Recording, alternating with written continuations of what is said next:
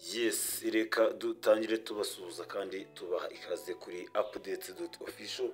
Uru ni urubuga twabahitiyemo kugira ngo rujye rubagezaho amakuru atandukanye hirya no hino ku isi, cyane cyane amakuru dukura mu binyamakuru bigiye bitandukanye hirya no hino, kugira ngo dukomeze kubana namwe muri updates zacu, tubaha amakuru avugwa hirya no hino mu bitangaza makuru. Reka rero tubasabe ko mwakora subscribe, like, share, comments kugira ngo igihe cyose twabakusanyirije amakuru atandukanye ajya bageraho kugiye mutiriwe mujya gusacinga. Dore amakuru twabateguriye kuri aya masaha n'iki kirimo kuvugwa hirya no hino ku isi.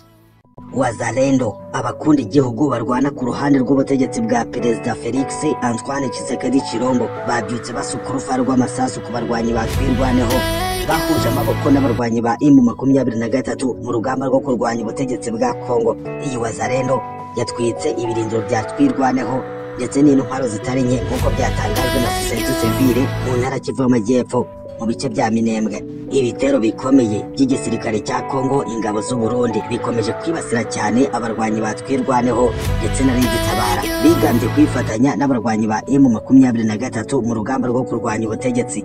Ngo ibi ni akaga gakomeye bikururiye kuko ibitero bya drone n'indege za Sukhoi bitabasibaho, ariko kandi igisirikare cya Kongo, Wazalendo n'ingabo z'u Burundi baragerageza kwambura twirwaneho ibice bitandukanye bya Minembwe bigaruriye.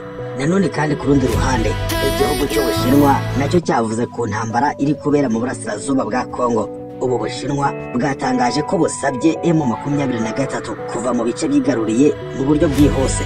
Biciye kuri ambasaderi w'Ubushinwa muri Repubulika ya Demokarasi ya Kongo, Bwana Zhao Bin, yavuze ko Ubushinwa butazigira na rimwe bwihanganira ibihugu bitera ibindi, ariko kandi anatangaza ko Ubushinwa bwiyemeje gukomeza gufatanya na Repubulika ya Demokarasi ya Kongo mu bijyanye n'umutekano. Igihugu cy'Ubushinwa gisanzwe gifitanye umubano mwiza na Repubulika ya Demokarasi ya Kongo, bigendanye n'uko Ubushinwa buha intwaro igisirikare cya Kongo FARDC cyifashisha mu kurasa M23, harimo na drone z'intambara zo mu bwoko bwa CH4 zikoreshwa na FARDC mu butasi ndetse no kugaba ibitero. Ibyinshi byatangajwe na ambasaderi w'Ubushinwa i Kinshasa turabigarukaho. Ni mu gihe kandi nyuma y'uko Perezida Paul Kagame na Perezida Felix Tshisekedi bahuriye muri Qatar ku itariki ya 18 z'uku kwezi kwa gatatu kwa 2025, M23 niyo itahiwe. Emiri wa Qatar yamaze guha ubutumire M23 kugira ngo nayo ijye kuvuga ikibazo cyatumye yegura intwaro ikarasana n'igisirikare cya Kongo FARDC. Imirwano ikaba imaze guhitana abaturage batari bake ndetse no gusenya byinshi mu burasirazuba bwa Kongo, ariko kandi iyo M23 ikaba imaze kwigarurira imijyi ya Goma, ibibuga by'indege bya Kavumu n'umurwa mukuru w'intara Kivu y'Amajyepfo Bukavu. Ibyo byose kandi ngo bikaba byarabaye mu buryo bunyuranyije n'amategeko. M23 ngo nahayeho kwisobanura ikavuga impamvu yatumye ifata intwaro. Ibi byose tugiye kubigarukaho muri iki kiganiro cyacu, aho muri mu bice bitandukanye by'isi. Turabasuhuje tukibahamo n'ikaze, turabibutsa gukora subscribe hepfo gato iyo video murimo kureba, ubundi tujye tubana mu biganiro bitandukanye tuzajya tubagezaho buri munsi. Mu rukerera rwo kuri uyu wa 21 Werurwe 2025, abarwanyi ba Wazalendo barwana ku ruhande rw'ubutegetsi bwa Repubulika ya Demokarasi ya Kongo babyutse barasa uruva rw'amasasu ku barwanyi batwirwaneho bihuje n'abarwanyi ba M23 mu rugamba rwo kurwanya igisirikare cya Kongo FARDC. Ni imirwano ikomeye hagati y'impande zombi yabereye mu gace ka Kawira mu birometero 6 uvuye Minembwe muri teritwari ya Fizi mu ntara Kivu y'Amajyepfo. Ibitero bya Wazalendo, igisirikare cya Kongo FARDC n'igisirikare cy'u Burundi bikomeje kugabwa ku barwanyi batwirwaneho bamaze kugaragaza ko bashyigikiye M23 mu ntambara yo kurwanya ubutegetsi bwa Kongo. Iyi mirwano yo mu rukerera rwo kuri uyu wa 21 ije kurikiye yabaye ku munsi w'ejo hashize kuwa 4 ku itariki ya 20 Werurwe 2025, aho yabereye mu midugudu itandukanye muri teritwari ya Fizi mu ntara Kivu y'Amajyepfo. Nabwo igisirikare cy'u Burundi na Wazalendo bigambye guhitana abarwanyi batari bake batwirwaneho no gusenya ibirindiro byabo. Gahunda y'iyi mirwano ya Wazalendo ishyigikiwe n'igisirikare cya Kongo FARDC cyo kimwe n'igisirikare cy'u Burundi niyo kwambura twirwaneho ibirindiro byabo hamwe n'ihuriro Android na Tabara bifatanyije na M23 nk'uko umwe mu barwanyi ba Wazalendo abitangarije Radio Okapi dukesha inkuru. Wazalendo irimo kugaba ibitero bikaze cyane kugira ngo igarure ibice bitandukanye bya Minembwe byigaruriwe n'abarwanyi batwirwaneho. Umwe mu bagize sosiyete sivile Minembwe mu ntara Kivu y'Amajyepfo yagize ati imirwano yazindutse mu rukerera hagana saa 10 za mu gitondo. Wazalendo irarwana na twirwaneho yifatanyije na M23. Abarwanyi ba Wazalendo bafatanyije n'igisirikare cy'u Burundi n'ingabo za Repubulika ya Demokarasi ya Kongo FARDC batwitse ibikoresho byinshi bya gisirikare bya twirwaneho. Iyi kawera yabereyemo imirwano iherereye mu murenge wa Rurenge muri grupama ya Basimukanya mu majyepfo ya Fizi. Ibi bitero bikaze biri kwibasira abarwanyi batwirwaneho bifatanyije n'abarwanyi ba M23 mu kurwanya ubutegetsi bwa Kongo. Biri kuba nyuma y'urupfu rwa General Ebuwera Mutetezi, umwe mu bayobozi bakoreraga Fizi wiciwe mu bushyamirane hagati y'imitwe wa Wazalendo, aho uyu General Mutetezi bamuketse amababa ko yaba yarari mu mugambi wo kwihoza na twirwaneho cyo kimwe na M23 kugira ngo bahindukane Wazalendo n'igisirikare cya Kongo babirase mu buryo bukomeye. Igisirikare cya Kongo FARDC gifite morali ku rugamba nyuma y'uko imishahara yazamuwe ndetse n'ibikoresho bya gisirikare bikaba biri kubaherezwa ku bwinshi. Aha mu ntara Kivu y'Amajyepfo haragenzurwa cyane n'igisirikare cy'u Burundi, igisirikare cya Kongo FARDC n'abarwanyi ba Wazalendo cyo kimwe n'abasirikare bake ba SADC babashije guhunga Goma.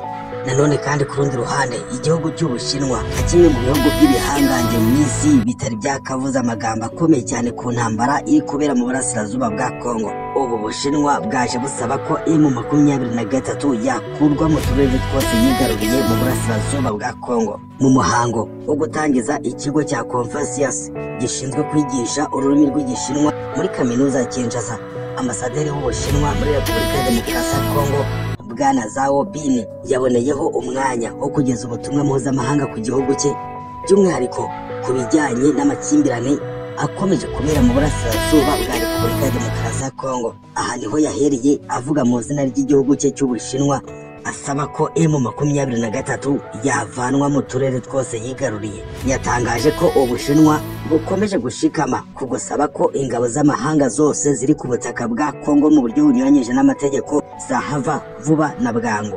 Uyu ambasaderi w'Ubushinwa muri Repubulika ya Demokarasi ya Kongo Bwana Zhao Bin yagize ati kuri iki kibazo cyo mu burasirazuba bwa Kongo, Ubushinwa bwubahiriza umwanya wabwo butabogamye. Ni ukuvuga gushyigikira byimazeyo Repubulika ya Demokarasi ya Kongo mu kurengera ubusugire bw'igihugu no kurengera ubusugire bw'akarere kayo.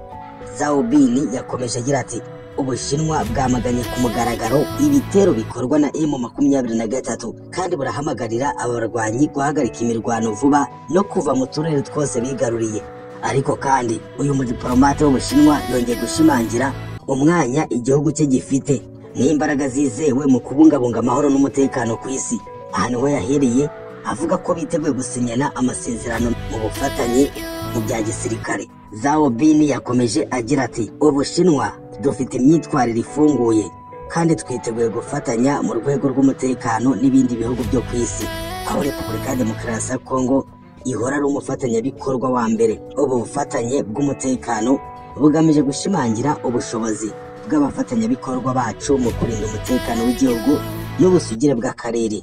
Zhao Bin yakomeje agira ati birakwiye ko tumenya ko bitazaha inzira abo bifuza gutera ibihugu by'abandi, nubwo ntiriwe mvuga amazina yabo. Ubushinwa bwiteguye gukomeza kurwana kuri Repubulika ya Demokarasi ya Kongo nyuma yo kubigaragaza ihereza Repubulika ya Demokarasi ya Kongo drone z'intambara zo mu bwoko bwa CH4 zifashishwa mu kurasa ku barwanyi ba M23. Ariko kandi Ubushinwa buravugwa mu bufatanye na Repubulika ya Demokarasi ya Kongo, nyamara Leta Zunze Ubumwe za Amerika nazo ziri gukingurirwa amarembo kugira ngo zinjire ku kibuga cy'imirwano mu burasirazuba bwa Kongo. Aho bibera ihurizo ni uko Ubushinwa na Leta Zunze Ubumwe za Amerika batajya imbizi bazakorana bate mu burasirazuba bwa Kongo.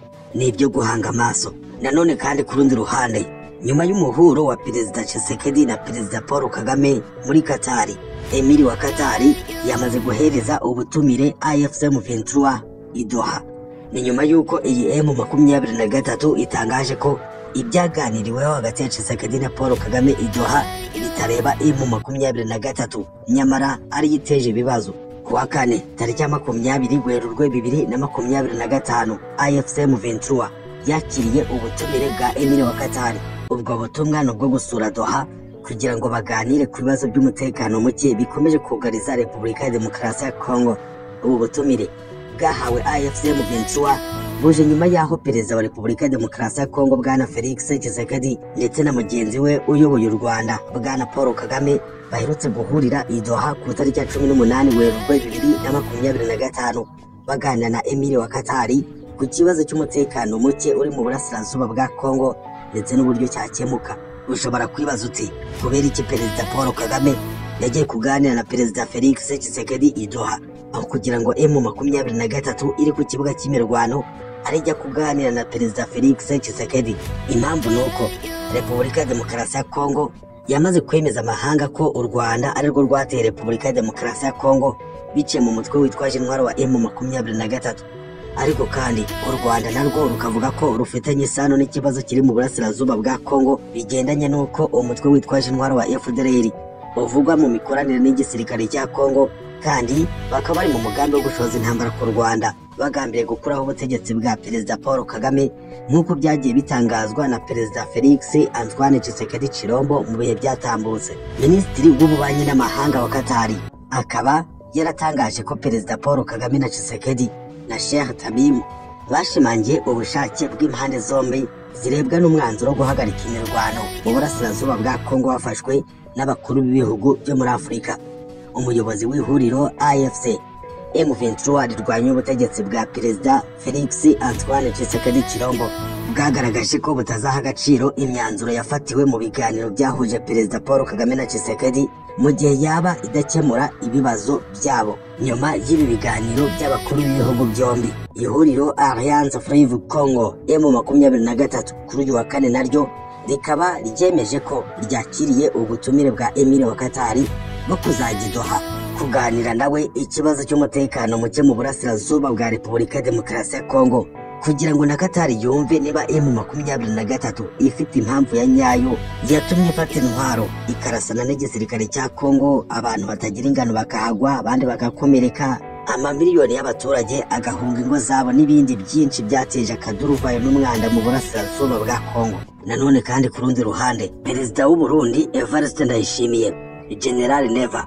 yongeye gucisha bugufi igisirikare cy'u Rwanda RDF, avuga ko ari ikinyantege nke imbere y'igisirikare cy'u Burundi FEDNB. Uyu General Evariste Ndayishimiye yongeye gushimangira ko adatewe ubwoba nuko u Rwanda ngo rushaka gutera igihugu cy'u Burundi. Evariste Ndayishimiye ati abarundi bafite ubwoba bw'uko u Burundi bwaterwa n'u Rwanda, abo bafite ubwoba bwa Satani. U Burundi n'u Rwanda ni ibihugu byombi birebana y'ingwe, ku buryo byageze naho u Burundi bufunga umupaka ubuhuza n'u Rwanda wo ku butaka. Evariste Ndayishimiye yakunze gutangaza ko u Rwanda rufite gahunda yo gushoza intambara ku gihugu cy'u Burundi, ibyo u Rwanda ruhakana ruvuga ko rutifuriza nabi igihugu cy'u Burundi. Gusa u Rwanda rushinja igihugu cy'u Burundi kohereza ingabo mu burasirazuba bwa Kongo zikarwana ku ruhande rw'igisirikare cya Kongo FARDC, ibifatwa nk'ikosa rikomeye cyane mu maso y'u Rwanda rikorwa n'igihugu cy'u Burundi. Ariko kandi n'igihugu cy'u Burundi kiri mu bihugu bishinja u Rwanda kugira ingabo mu burasirazuba bwa Kongo. U Burundi bwo bukavuga ko u Rwanda rwohereje izo ngabo mu buryo bunyuranyije n'amategeko, mu gihe ingabo z'u Burundi zahamagajwe n'ubutegetsi bwa Kinshasa. Ni ihangana rikomeye. Abasesenguzi batandukanye bagashimangira ko igisirikare cy'u Rwanda n'igisirikare cy'u Burundi bari guhererekanya umuriro mu burasirazuba bwa Kongo rwabuze gica. Ese aba baturanyi bashobora kumvana mu mirya? Perezida w'u Burundi Evariste Ndayishimiye aherutse gutangaza ko igihugu cye gifite ingabo zikomeye cyane kurusha ingabo z'u Rwanda RDF, ndetse Evariste Ndayishimiye ateguza RDF ko niyibeshya igatera u Burundi ishobora kuzadwingwa n'amavubi. Uyu mukuru w'igihugu cy'u Burundi yabyigambye ku cyumweru tariki ya 16. Uyu mugabo General Neva intare rusasi nk'uko akunze kwiyita yongeye kumvikanisha ko u Rwanda rufite umugambi wo gushoza intambara ku gihugu cye. Avuga ko nubwo u Rwanda rufite ingabo zikomeye, izafite zirenze kure cyane iz'u Rwanda, Evariste Ndayishimiye ati ibi barota ngo batera Uburundi njyewe mbifata nk'ibisanzwe. Numvise bavuga ngo ingabo z'u Rwanda zirakomeye, iyo muzi nanjye ingabo mfite basha, iyo baba bazi ingabo mfite bazimenye gute se batagira imana ngo ibereke? Perezida w'u Burundi Evariste Ndayishimiye General Neva akaba n'umugaba w'ikirenga w'inzego z'umutekano z'u Burundi yavuze ko abatekereza ko igihugu cye nta ngabo kigira bibeshya cyane. Evariste Ndayishimiye ati u Burundi bufite ingabo, iziboneka n'izitaboneka. U Burundi burarinzwe, ndabibabwiye dufite ingabo. Iyo baba babona nk'ibyo mbona, Imana ishobora kuvuga iti Mavubi mugende mubarye, Amavubi akabarya. Ndayishimiye Evariste wifitiye icyizere gikomeye ko ashobora gutimbagura u Rwanda ngo mu gihe rwaba rumushoje intambara. Yavuze ko abarundi bafite ubwoba bw'uko u Rwanda ruzatera Burundi, ubwoba bafite ari ubwa Satani. Evariste Ndayishimiye kandi yahishuye ibanga rikomeye, avuga ko muri Kamena na Nyakanga mu mwaka ushize wa 2024 abifashijwemo n'Imana yarwanye intambara ikomeye cyane y'ibanga, aburizamo icyo yise umugambi wo guhirika ubutegetsi bw'u Burundi wari wateguwe. Evariste Ndayishimiye ati mu kwezi kwa 10 nta butegetsi bw'u Burundi bwagombaga kuba bukiriho. Imana yararwanye urugamba irutsindiriyo. Abagira ubwoba rero nuko batazi ingabo dufite. Evariste Ndayishimiye aravuga imyato igisirikare cye mu gihe gihanganye n'abarwanyi ba M23 mu burasirazuba bwa Kongo, aho zikomeje gutakaza ibice bitandukanye bikigarurwa na M23. Ariko kandi ingabo z'u Burundi zikunze gutangaza ko zitereranwa n'igisirikare cya Kongo FARDC, akaba ariyo ntandaro ituma n'ingabo z'u Burundi zikura amakazo karenge. Nanone kandi ku rundi ruhande General Muhoozi Kainerugaba akaba umugaba mukuru w'ingabo za Uganda yamaze kugera i Kigali, aho yatangiriye uruzinduko rw'akazi. Ku mugoroba wo kuri uyu wa kane tariki 20 Werurwe 2025 nibwo uyu musirikare mukuru yageze i Kigali yakirwa na mugenzi we uyobora ingabo z'u Rwanda General Mubaraka Muganga. Kuri gahunda byitezwe ko General Muhoozi Kainerugaba agomba kugirana ibiganiro n'ubuyobozi bukuru bw'ingabo z'u Rwanda. Ni ibiganiro bishobora kwibanda ku makimbirane yo mu burasirazuba bwa Repubulika ya Demokarasi ya Kongo, aho ingabo za Kongo FARDC zirwana n'abarwanyi ba M23, ariko kandi ingabo za Uganda nazo zikaba zibarizwa mu burasirazuba bwa Kongo. Ese uru ruzinduko rwa Muhoozi Kainerugaba i Kigali ruhatse iki? Mu kwezi gushize nibwo Muhoozi yari yatangaje ko agomba gusura u Rwanda yise igihugu cye cy'abacwezi. Muhoozi Kainerugaba yaherukaga i Kigali muri Nyakanga 2024 bwari yitabiriye irahira rya Perezida Paul Kagame. Gusa mu ntangiriro z'uko kwezi ibinyamakuru birimo n'ikinyamakuru cyitwa Chimp Reports cyegereye igisirikare cya Uganda UPDF cyanditse ko yaje mu Rwanda agahura na Perezida Paul Kagame. Urugamba rukomeje guhinana mu burasirazuba bwa Kongo, aho abarwanyi ba Wazalendo barwana ku ruhande rw'igisirikare cya Kongo FARDC n'ingabo z'u Burundi bahanganye bikaze cyane n'abarwanyi ba M23 nabo bashinjwa gufashwa n'igisirikare cy'u Rwanda RDF. Amakuru aturuka ku mirongo y'urugamba aremeza ko abarwanyi ba M23 binjiye muri Walikale Centre mu murwa mukuru wa teritwari ya Walikale mu ntara Kivu y'Amajyaruguru. Walikale Centre niho kure mu burengerazuba bwa Goma. Umutwe wa M23 waba ugeze kuva watangira gufata ibice bitandukanye by'uburasirazuba bwa Kongo. Tabashire ukuriye societe civile ya Walikale agana na BBC yagize ati biracyagoye kwemeza ugenzura Walikale Centre. Avuga ko kuwa gatatu nijoro no mu rukere rwo kuri uyu wa kane tariki 20 aribwo humvikanye amasasu atari menshi muri centre ya Walikale. BBC yagerageje kuvugana n'uruhande rw'ingabo za leta ya Kongo n'urwa M23 hamenyekane ugenzura centre ya Walikale, ariko ntibyashoboka kugeza n'aka kanya. Colonel Wiringoma umuvugizi w'igisirikare wa M23 yerekanye ifoto avuga ko iriho Brigadier General Gasheri uyu mutwe wa M23 ari muri Walikale Centre ku sangano ry'umuhanda wa RN3 uva i Bukavu ugaca hano ugana Kisangani, umuhanda uva Goma ugaca i Masisi ukagera Walikale Centre. Gusa BBC nk'uko ibitangaza bwabashije kugenzura neza amashusho n'amafoto byemeza ko abarwanyi ba M23 bari muri Walikale Centre. Tabashire ukuriye societe civile muri teritwari ya Walikale avuga ko hashize hafi cyumweru ibintu bitangiye kumera nabi kandi ko kuwa kabiri ku itariki ya 18 habaye imirwano ikomeye ibera hitwa Mpofi, ngo aho M23 yatakarije abarwanyi benshi ubwo barwaniraga mu ntera kilometero 13 usatira Walikale Centre. Ibiro ntaramakuru by'abongereza Reuters byasubiyemo umuntu wo mu ngabo avuga ko M23 yinjiye muri Walikale Centre nyuma yo kunesha ibirindiro by'ingabo za Repubulika ya Demokarasi ya Kongo byari hanze y'uyu mujyi. Amasoko y'amakuru atandukanye avuga ko muri centre ya Walikale umujyi Reuters ivuga ko utuwe n'abantu bagera ku bihumbi 15 nimugoroba kuwa gatatu tariki ya 19 humvikanye amasasu adakabije kandi ko nta mirwano ihambaye yabaye mbere yuko M23 ifata uwo mujyi. Ariko kandi mu gisirikare cya Kongo FARDC haravugwamo abagambanyi bakomeye ngo bari gufasha M23 kwigarura ibice bitandukanye nta mirwano ihambaye ibaye.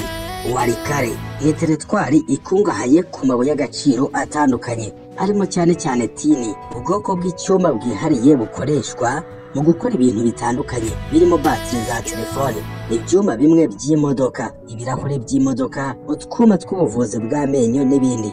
M23 ngo ikomeje gukubita tageti mu bice bitandukanye birimo umutungo kamere kugira ngo nabo birireho bumva icyanga cyabwo. Nayo makuru rero reka tubashimire kuba mwatize amatwi updates.official. Makuru yacu nakagaruka naho gutaha ku makuru yandi dushobora kuza kuba twabakusanyirije kugira ibihe byiza.